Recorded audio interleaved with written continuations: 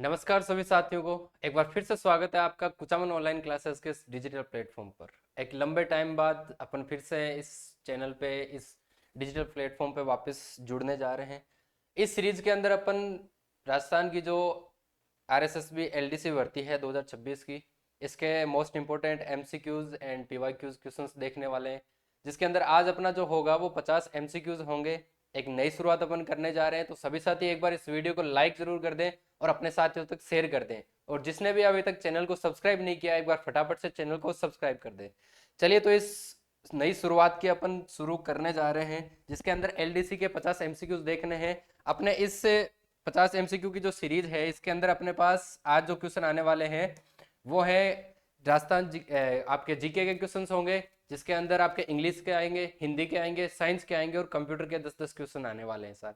ठीक है, तो चलिए इस सीरीज की अपन शुरुआत करते हैं। और अपना पहला क्वेश्चन जो है वो आ चुका है जीके का। सबसे पहले अपना क्वेश्चन क्या कह रहा है कि भारतीय संविधान में मौलिक कर्तव्य किस संशोधन द्वारा जोड़े गए थे। भारतीय संविधान के कौन से संशोधन के अंदर जो मौलिक कर्तव्य है उनको जोड़ा गया था। तो कौन से संशोधन में थे आपके भाई? 42वें, 44वें, 52वें या फिर 61वें? तो अगर बात करें अपन मौलिक कर्तव्य की, तो वो मौलिक कर्तव्य जो है आपके संविधान के 42वें संशोधन के अंदर जोड़े गए थे। ठीक है, आगे सेकंड क्वेश्चन है अपने पास कि न्यायपालिका की स्वतंत्रता किसका भाग है। न्यायपालिका की जो स्वतंत्रता है वो इनमें से किसका भाग है? तो न्यायपालिका की जो स्वतंत्रता है वो अपनी जो मूल संरचना है उसी का एक पार्ट है। क्या? न्यायपालिका की स्वतंत्रता।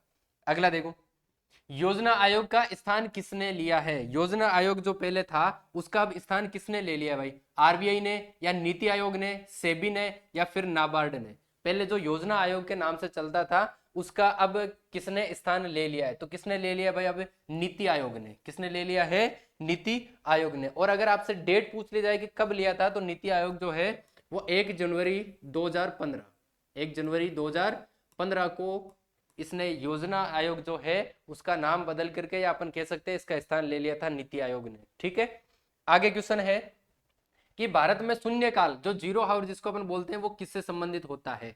देखो, जीरो हावर का मतलब ऐसा नहीं है कि ये कोई एक टाइम जोन है या फिर ऐसा कोई चीज अलग है। ये किससे है? आपके रिलेटेड है संसद से। किससे रिलेटेड है? संसद से।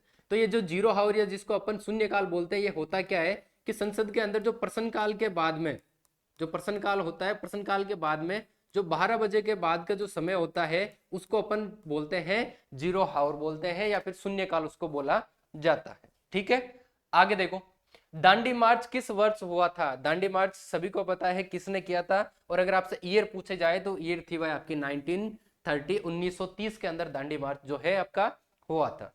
अगला देखो, ग्रीन रिवॉल्यूशन का मुख्य उद्देश्य क्या था? ग्रीन रिवॉल्यूशन नाम से पता चल जाएगा आपको कि किसका है। आपके कृषि उत्पादन को बढ़ाने के लिए एक योजना चलाई थी जिसका नाम अपन बोलते हैं ग्रीन रिवॉल्यूशन। ठीक है, आगे देखो, किस व्यापार संगठन, सॉरी विश्व व्यापार संगठन जिसको बोलते हैं अपन, डब्ल्यूटीओ की स्थापना कब हुई थी? डब्ल्यूटीओ विश्व व्यापार संगठन की स्थापना कब हुई थी? बताओ भाई, 1991 में, 1995, 2000 या फिर 1985 के अंदर? तो कब हुई थी ये आपकी? 1995 के अंदर हुई थी। और अगर मान लो कि आपसे पूछ लिया जाए कि इसका मुख्यालय कहाँ है, जो डब्ल्यूटीओ का मुख्यालय है ये कहाँ पे है? तो डब्ल्यूटीओ का मुख्यालय कहाँ पे आपका? स्विट्जरलैंड में। कहाँ है? स्विट्जरलैंड। तो ये क्वेश्चन भी इसके साथ में आपको क्लियर करते चलना है कि जो आपके डब्ल्यूटीओ है इसकी स्थापना तो हुई थी 1995, 1995 को, लेकिन इसका जो मुख्यालय है वो आपका कहाँ है? स्विट्जरलैंड के अंदर है। अगला क्वेश्चन देखो, ब्रिक्स में कौन सा देश शामिल नहीं है? जो ब्रिक्स एक संगठन है उसके अंदर कौन सा देश शामिल नहीं है? कौन सा नहीं है भाई आपका? ब्राजील है, भारत है, रूस है, लेकिन जापान नहीं है। कौन सा नहीं है आपका? जापान जो है उसको ब्रिक्स के अंदर शामिल नहीं किया गया है। अगला क्वेश्चन देखो, भारत का सबसे बड़ा बंदरगाह कौन सा है? सभी को पता है कौन सा है भाई आपका? कांडला बंदरगाह है। सबसे बड़ा भारत का बंदरगाह कौन सा आपका? कांडला बंदरगाह। भारतीय रिजर्व बैंक की स्थापना कब हुई थी? Reserve bank of India RBI की स्थापना जो है कब हुई थी आपकी? आरबीआई की स्थापना 1935 को। भारतीय रिजर्व बैंक की स्थापना कब हुई थी? 1935 को। अगला क्वेश्चन देखो, डीएनए की संरचना किसने दी थी? डीएनए की संरचना पूछी है यहाँ पे, ना कि ये पूछा है कि डीएनए की खोज किसने की थी। तो डीएनए की संरचना बताओ भाई, न्यूटन ने, डार्विन ने, या वॉटसन क्रिक ने, या फिर मेंडल ने? बताओ भाई किसने दी थी? ये दी थी आपके किसने? वॉटसन क्रिक ने। डीएनए की जो संरचना है वो किसने दी थी? आपकी वॉटसन क्रिक ने। और अगर ये पूछ ले जाए कि आपको डीएनए की खोज कब हुई थी, डीएनए की खोज कब हुई थी, तो डीएनए की खोज कब हुई थी? आपको 1869 को, 1869 के अंदर। अगला देखो, पीएच स्केल में जो 7 मान है वो क्या दिखाता है? जैसे मान लो कि ये आपकी पीएच स्केल है, ठीक है, इसमें यहाँ पे आपको अगर 7 दिखा रहा है तो ये किसको रिप्रेजेंट कर रहा है? क्या ये इसके 7 का मतलब अम्लीय होता है, या फिर ये सारीय होता है, या इसका मतलब लवणीय होता है, या फिर तटस्थ मतलब न्यूट्रल होता है? 7 का मतलब क्या आपका तटस्थ होता है। अगर पीएच में कोई भी चीज का जो मान है वो अगर 7 दिखा रहा है तो इसका मतलब वो चीज क्या है? तटस्थ है, न्यूट्रल है। ठीक है। विद्युत धारा की एसआई इकाई क्या है? एसआई मात्रक विद्युत धारा का क्या होता है भाई? वोल्ट होता है, एम्पियर होता है, ओम होता है, या फिर वाट? तो अपन किस में मापते हैं उसको? एम्पियर में। तो विद्युत धारा की जो एसआई इकाई है वो क्या होती है? आपकी एम्पियर होती है। ठीक है।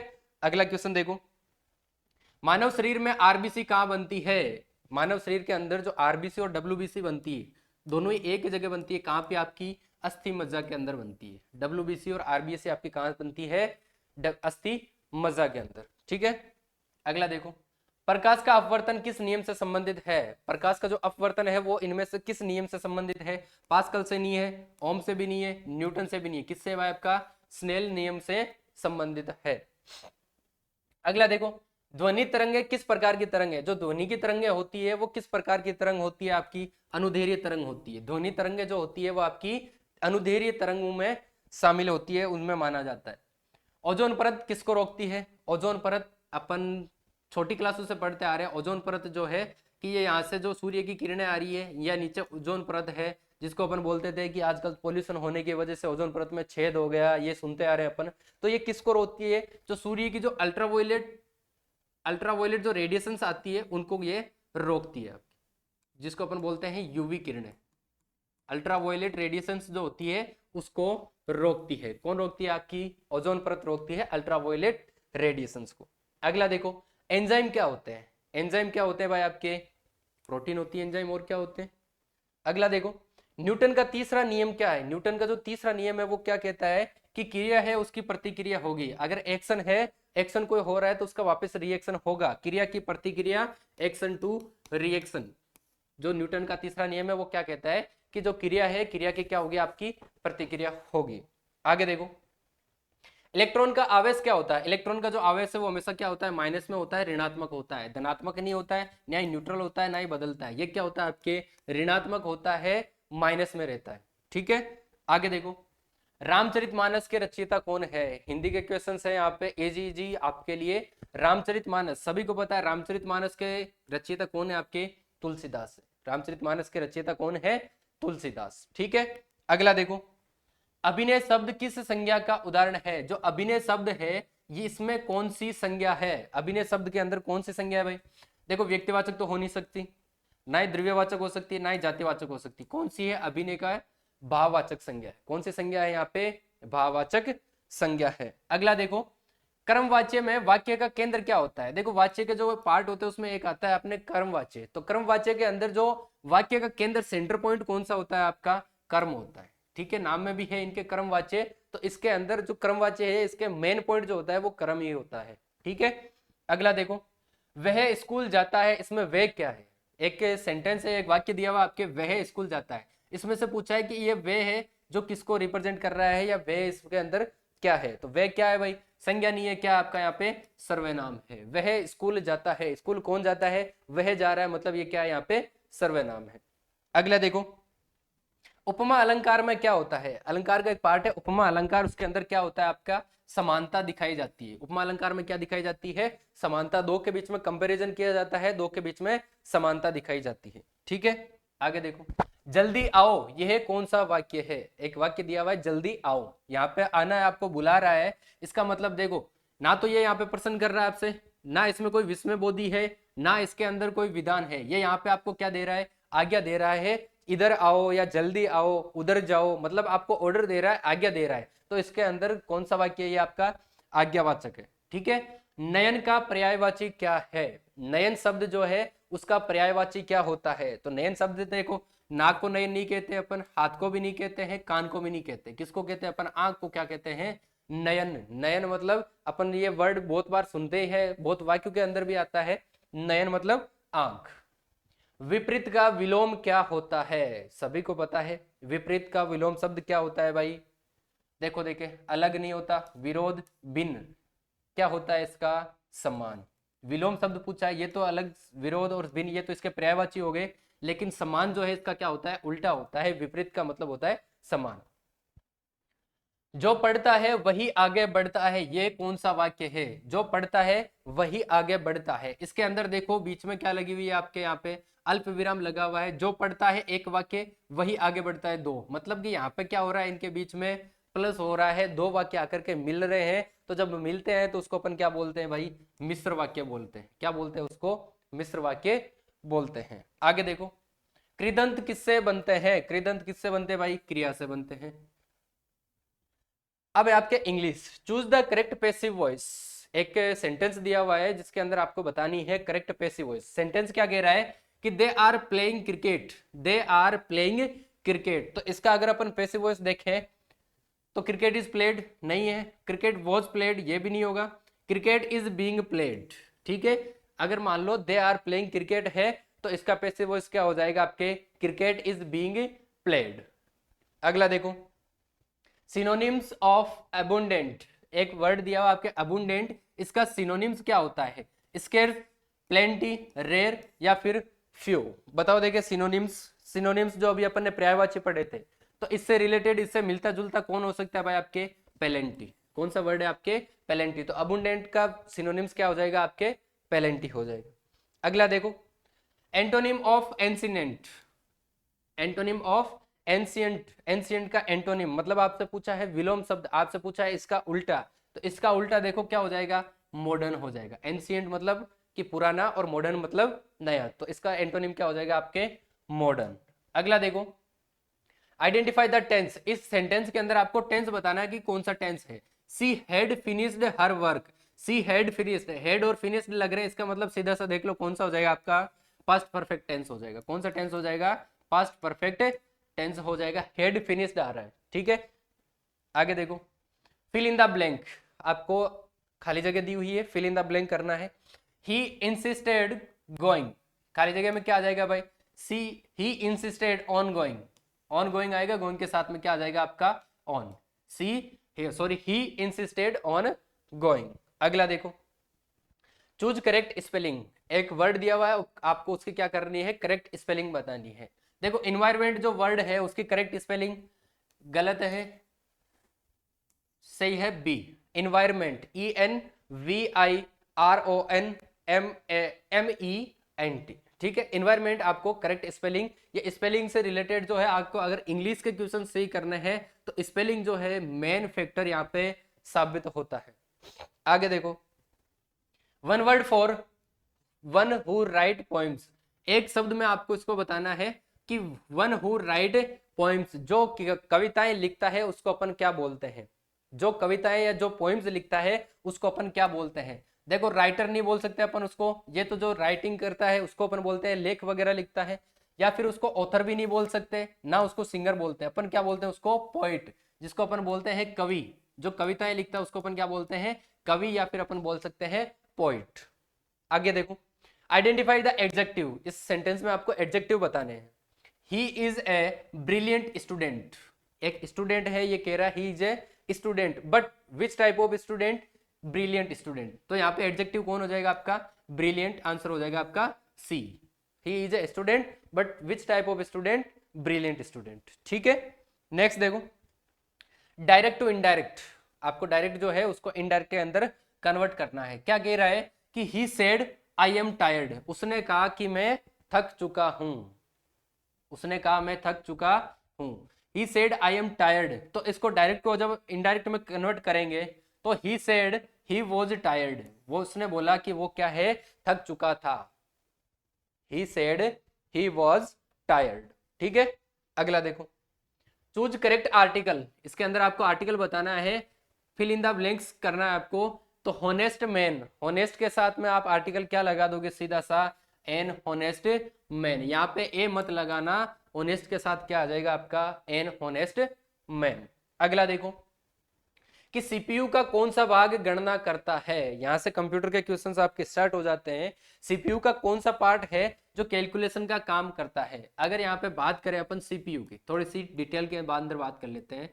तो सीपीयू की जब पार्ट की बात करते हैं तो अपन इसको तीन पार्ट में क्लासिफाइड करते हैं। तीन टाइप होते हैं। सबसे पहला होता है इसका सीयू, दूसरा होता है इसका एएलयू और तीसरा होता है इसका रजिस्टर।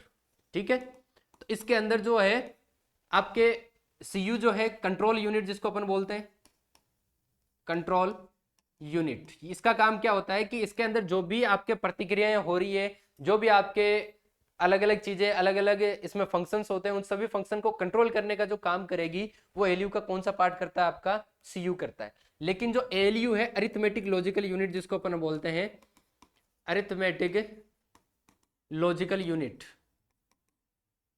इसका काम जो क्या होता है, आपके कैलकुलेशन का काम करती है। ये गणना का काम करती है हमेशा। कैलकुलेशन का या गणना का काम जो है वो कौन सा पार्ट करता है, इसका एलयू करता है, जिसको अपन बोलते हैं अरिथमेटिक लॉजिकल यूनिट। ठीक है, तो आंसर हो जाएगा आपका बी। नेक्स्ट देखो, कैश मेमोरी का उपयोग क्यों होता है। कैश मेमोरी का उपयोग क्यों होता है। लो भाई, बात कर लेते थोड़ी सी मेमोरी की। मेमोरी जो है उसको भी अगर अपन बात करें तो फिर से तीन चीजों के अंदर, तीन पार्ट के अंदर क्लासिफाइड कर दिया गया है। कौन कौन सा कर दिया गया है। सबसे पहले अपन जिसको बात करते हैं वो है आपकी प्राइमरी मेमोरी, सेकंड जो है वो आपकी है सेकेंडरी मेमोरी, और थर्ड जो है आपकी वो है कैश मेमोरी। ठीक है, थर्ड जो है आपकी कैश मेमोरी होती है। अब प्राइमरी की बात करूं तो प्राइमरी और सेकेंडरी जो है ये आपके डेटा को स्टोर करने का काम करती है। लेकिन मैं कह रहा हूं कि मेमोरी का एक ऐसा पार्ट है जो डेटा को कभी स्टोर करता ही नहीं। वो क्या करता है, वो आपके सीपीयू की जो स्पीड है उसको बढ़ाने का काम करता है, स्पीड अप का काम करता है। जैसे मान लो कि आपका सीपीयू, आपका कंप्यूटर जो है वो हैंग होने लग गया है, तो हैंग होते टाइम क्या करता है कि अपना सारा का सारा जो लोड है वो कैश मेमोरी के ऊपर डाइवर्ट कर देता है। और जब तक आपका सीपीयू है वापस रिकवर कर रहा होता है, तब तक सारा लोड किसके ऊपर चला जाता है, आपका कैश मेमोरी के ऊपर। ठीक है, और प्राइमरी की बात करें तो प्राइमरी के फिर से दो अपने पार्ट आ जाते हैं जिसको अपन बोलते हैं रैम एंड रोम। दो पार्ट कौन कौन से आ जाते हैं, रैम एंड रोम। आगे अगर अपने को टाइम मिलता है तो इस कंप्यूटर वाले जो पार्ट है, इस मेमोरी वाला जो पार्ट है रैम रोम को आगे कौन कौन से पार्ट के अंदर क्लासिफाइड किया गया ये भी अपन पढ़ लेते हैं। छोटी सी बात अगर बताऊं तो जो रैम होती है अपनी, इसको फिर से दो पार्ट के अंदर क्लासिफाइड करते हैं, कैटेगराइज करते हैं अपन। फर्स्ट जो है उसको अपन बोलते हैं एस रैम, एंड सेकंड जो है इसको अपन बोलते हैं D RAM, static RAM and dynamic RAM. इसको बोलते हैं अपन स्टैटिक रैम एंड इसको अपन बोलते हैं डायनामिक रैम। ठीक है, और अगर बात करूं मैं रोम की, तो रोम के फिर से तीन पार्ट होते हैं। फर्स्ट होता है आपका पी रोम, सेकंड होता है आपका ईपी रोम, एंड थर्ड होता है आपका ईईपी रोम। ठीक है, प्रोग्रामेबल रोम, इरेजेबल प्रोग्रामेबल रोम और इलेक्ट्रिकल इरेजेबल प्रोग्रामेबल रोम। ठीक है, आगे देखो इसका आंसर क्या हो जाएगा। अपने कैश मेमोरी जो है वो क्या काम करती है, आपका स्पीड बढ़ाने का काम करती है। ठीक है, आगे देखो आईपी एड्रेस क्या होता है। बताओ भाई आईपी एड्रेस क्या होता है। अगर मैं बात करूं आईपी एड्रेस, तो आईपी एड्रेस की फुल फॉर्म क्या होती है आपके, इंटरनेट प्रोटोकॉल, इंटरनेट प्रोटोकॉल। ठीक है, और इंटरनेट प्रोटोकॉल जो है वो क्या होता है, इंटरनेट प्रोटोकॉल का मतलब होता है कि किसी भी कंप्यूटर की एक जो स्पेशल आइडेंटिफिकेशन होती है, एक स्पेशल उसकी पहचान होती है जिसको अपन बोलते हैं आईपी। और अपन ये भी कहते हैं कि इंटरनेट से जुड़ा हुआ जो भी डिवाइस है उसकी एक पर्टिकुलर आईपी होगी। मतलब कि प्रत्येक कंप्यूटर की क्या होती है, एक आईपी होती है, उसकी पहचान होती है। तो आईपी एड्रेस का मतलब क्या होता है, उसकी एक क्या है, यूनिक आइडेंटिफिकेशन है या यूनिक पहचान होती है। ठीक है, अगला आपका HTTP का फुल फॉर्म क्या होता है। HTTP ये कहता हूं मैं फिर से एक प्रोटोकॉल होता है, ये भी एक इंटरनेट का क्या है, प्रोटोकॉल है, इंटरनेट का प्रोटोकॉल जिसको अपन बोलते हैं। और इंटरनेट पे दो प्रोटोकॉल मेनली वर्क करते हैं आपका, एक तो होता है HTTP और एक होता है आपका HTTPS। जब भी आपने कभी कोई वेबसाइट वगैरह ओपन की है, वेबसाइट वगैरह रन करते हैं, तो उसके अंदर देखा होगा कि वेबसाइट में आगे लिखा होता है या तो HTTP आएगा या HTTPS आता है। ठीक है, तो अब HTTP का मतलब क्या होता है कि हाइपर टेक्स्ट ट्रांसफर प्रोटोकॉल। क्या होती है full form, hyper text transfer protocol. और बात करते हैं इस HTTPS की, तो इसके अंदर ये जो S है, S ऐड कर दिया, इसका मतलब ये किसको रिप्रेजेंट कर रहा है, आपके सिक्योरिटी को। किसको रिप्रेजेंट कर रहा है, आपके सिक्योरिटी को। तो जिस वेबसाइट के अंदर आपके HTTP प्रोटोकॉल लगा हुआ है, इसका मतलब वो क्या वेबसाइट आपकी अनसिक्योर वेबसाइट है। और अगर आपके HTTP लगा हुआ है इसका मतलब वो वेबसाइट क्या है, आपकी सिक्योर वेबसाइट है। क्लियर है? आगे देखो, बाइनरी सिस्टम में कितने अंक होते हैं? कंप्यूटर जो है वो कंप्यूटर आपका क्या करता है, हमेशा के जो डेटा है उस डेटा को किस फॉर्मेट में एक्सेप्ट करता है, आपका बाइनरी फॉर्मेट में। किस फॉर्मेट में एक्सेप्ट करता है? बाइनरी। और बाइनरी वर्ड ही जो है वो डिनोट करता है आपके किसको, 2 को। और बाइनरी जो है वो कौन कौन से होते हैं आपके, 0 एंड 1। तो बाइनरी नंबर 2 होते हैं 0 एंड 1। और जो कंप्यूटर है वो हमेशा जो डेटा सेव कर रहा है वो किस फॉर्मेट में कर रहा है, आपके 0 एंड 1। चाहे आपने उसको कुछ टेक्स्ट लिख के दिया है, चाहे आपने उसको कुछ इमेज दी है, चाहे आपने उसको कोई वीडियो दिया है, वो सारे के सारे जो है इसको किस में कन्वर्ट कर देता है, आपके बाइनरी फॉर्मेट में। और यहाँ पे जो रेस्पॉन्सिबल है कन्वर्जन के लिए, इसको कन्वर्ट करने के लिए जो रेस्पॉन्सिबल होता है उसको अपन बोलते हैं DNS। फुल फॉर्म होती है उसकी डोमेन नेम सिस्टम। ठीक है, ये जो डोमेन नेम सिस्टम है ये क्या करता है, आपके इस जो भी टेक्स्ट है, आपका इमेज है, इसको किस में कन्वर्ट कर देता है, बाइनरी फॉर्मेट में। और बाइनरी फॉर्मेट जो है उसके अंदर 2 होते हैं, कौन कौन से, एक तो होता है आपका 0 और दूसरा होता है आपका 1। ठीक है, अगला क्वेश्चन देखो, Ctrl+C का उपयोग, इजी सा क्वेश्चन है, कॉपी के लिए यूज होता है Ctrl+C। ठीक है, अगला क्वेश्चन देखो, ऑपरेटिंग सिस्टम का उदाहरण कौन सा है? ऑपरेटिंग सिस्टम देखो यहाँ पे 2 चीज, एक होती है आपकी एप्लीकेशन सॉफ्टवेयर और दूसरा होता है आपका ऑपरेटिंग सॉफ्टवेयर। ठीक है, कंप्यूटर के अंदर जो सॉफ्टवेयर उसके 2 पार्ट होते हैं उसके, एक होता है आपका एप्लीकेशन सॉफ्टवेयर, दूसरा होता है ऑपरेटिंग सॉफ्टवेयर। दोनों के अलग अलग काम होते हैं। अगर अपन छोटी सी बात कर लेते हैं ऑपरेटिंग की, तो इस ऑपरेटिंग सॉफ्टवेयर के मेनली कंप्यूटर में 2 काम होते हैं। फर्स्ट है, ये क्या करता है, कंप्यूटर को ऑपरेट करता है, उसको चलाने का काम करता है। सेकंड जो है, कंप्यूटर को आपको सिक्योरिटी देगा। और थर्ड जो है, आपके कंप्यूटर को मेंटेनेंस देगा। ठीक है, ये 3 काम करता है आपका ऑपरेटिंग सिस्टम। अब देखो, एप्लीकेशन सॉफ्टवेयर क्या होते हैं कि जिसको अपन अपनी जरूरत के हिसाब से, अपनी नीड के हिसाब से उसको इंस्टॉल कर लेते हैं, अनइंस्टॉल कर देते हैं, उसको अपन बोलते हैं एप्लीकेशन।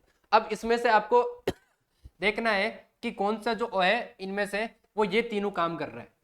क्या आपका MS वर्ड जो है और कंप्यूटर को ऑपरेट करता है, ना ही सिक्योरिटी देता है और ना ही मेंटेनेंस देता है, इसका मतलब ये कौन सा हो गया आपका एप्लीकेशन। आपका MS एक्सेल भी सेम वर्क कर रहा है, एप्लीकेशन सॉफ्टवेयर है। पावर पॉइंट भी एप्लीकेशन सॉफ्टवेयर है। लेकिन विंडो जो है आपके कंप्यूटर को क्या करता है, ऑपरेट करता है, इसका मतलब ये क्या आपका ऑपरेटिंग सिस्टम है। इसका मतलब ये क्या आपका ऑपरेटिंग सिस्टम है। अगला क्वेश्चन देखो, डेटाबेस क्या होता है? डेटाबेस जो है आपका एक डेटा का कलेक्शन होता है, डेटा का संग्रह होता है। मतलब कि अगर कोई डेटा को आप ऐसे टेबल के फॉर्मेट में डाल दो, या फिर उसको कैसे भी कैसे करके आप उसका एक कलेक्शन बना दो, उसको एक बाइंड कर दो, तो उसको अपन क्या बोलते हैं, डेटाबेस बोलते हैं। और जो टेबल के फॉर्मेट में जो डेटाबेस होता है उसको अपन बोलते हैं RDBMS, relational database management system. ठीक है, relational database management system. Next है आपका फायरवॉल का उपयोग किसके लिए होता है? फायरवॉल जो होती है वो किसके लिए होती है, आपके डेटा को सिक्योरिटी देने के लिए। किसके लिए होती है? डेटा को सिक्योरिटी देने के लिए, सुरक्षा देने के लिए होती है। एंड अपना लास्ट क्वेश्चन जो आ रहा है वो है URL क्या दर्शाता है? URL, पहले तो फुल फॉर्म की बात करो भाई। URL की फुल फॉर्म क्या हो गई अपने यहाँ पे? Uniform resource locator. Uniform resource locator. ठीक है, यूनिफॉर्म रिसोर्स लोकेटर जो क्या करता है कि किसी भी वेबसाइट का एड्रेस अपन उसको बोलते हैं। अगर कोई वेबसाइट है आपकी तो पर्टिकुलर एक वेबसाइट का एक पर्टिकुलर एड्रेस होगा और उस एड्रेस को अपन क्या बोलते हैं? URL। एक छोटी सी बात मैं और कर लूं यहाँ पे कि URL के पार्ट कौन कौन से होते हैं। देखो, URL के अंदर सबसे पहला जो होता है वो क्या होता है, आपका प्रोटोकॉल होता है। वो क्या होता है आपका? सबसे पहले प्रोटोकॉल होता है। सेकंड जो होता है उसके अंदर उस वेबसाइट का नाम होता है जिसको अपन बोलते हैं डोमेन। एंड थर्ड जो होता है वो होता है आपका पाथ। एक URL जो है इन 3 चीजों से मिलकर के बना हुआ होता है। अब अगर अपन को इसको एक एग्जाम्पल के तौर पे ले, तो मैं एक URL यहाँ पे लिख दूं, जैसे मैंने यहाँ पे लिख दिया कि HTTPS, यहाँ पे मैंने लिख दिया NCERT.edu.in। ठीक है, .edu मतलब NCERT अपना edu का मतलब है एजुकेशन, NCERT एजुकेशन से रिलेटेड है। तो इस जो स्टार्टिंग वाला पार्ट है अभी बताया था, 2 प्रोटोकॉल होते हैं अपने HTTP एंड HTTPS। क्योंकि अगर NCERT सिक्योर है तो अपन कौन सा प्रोटोकॉल यूज में ले रहे हैं? HTTPS। जो S जो है वो किसको रिप्रेजेंट कर रहा है? आपके सिक्योरिटी को। बीच में जो NCERT है ये इस वेबसाइट का नाम हो गया, तो इसको अपन बोल देते हैं क्या? डोमेन। एंड लास्ट में ये जो .edu, .com, .gov.international, ये सारी चीजें जो लगती है इसको अपन क्या बोलते हैं, पाथ। तो एक जो यूआरएल है आपका इन चीजों से मिलकर के बना होता है। तो ये जिस टाइप का एक आपको एड्रेस दिख रहा है, ये क्या होता है, आपका एक वेब एड्रेस होता है, एक वेबसाइट का एड्रेस होता है। ठीक है, तो ये थे आज के अपने 50 क्वेश्चन राजस्थान एलडीसी के ध्यान में रखते हुए। तो कैसे लगे आपको ये क्वेश्चन, कैसा लगा ये वीडियो, कितने क्वेश्चन आपके सही जा रहे हैं, कितने गलत जा रहे हैं। तो अपना ये पहला वीडियो था, एक बार वीडियो को लाइक जरूर करें, कमेंट करके जरूर बताएं कि वीडियो कैसा लगा। इसी के साथ चलते हैं, विदा लेते हैं आपसे, मिलते हैं एक नए वीडियो में। धन्यवाद।